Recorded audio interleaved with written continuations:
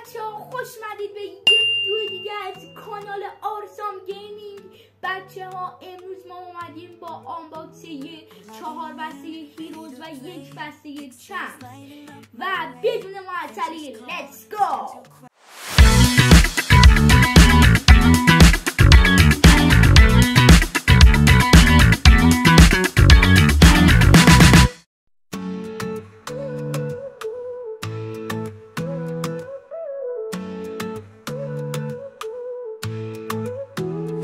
Logging in, ready to play.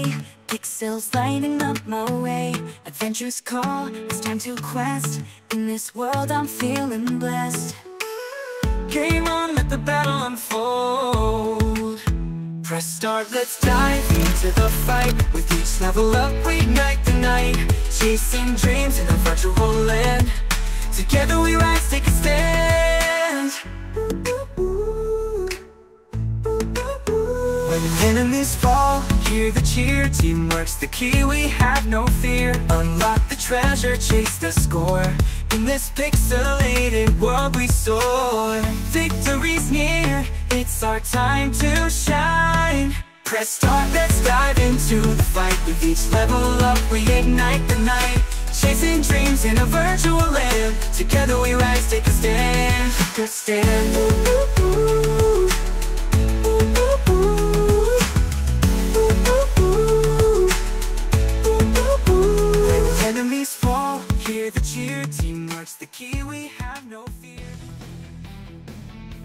مارکو فان باستن به عنوان یکی از بهترین فوتبالیست‌های تمام دوران شناخته می‌شود.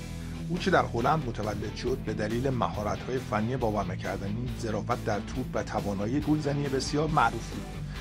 فان باستن در آژاکس و آسه میلان خوش درخشید، جایی که چندین عنوان قهرمانی لیگ و جام‌های لیگ قهرمانان اروپا را به دست آورد.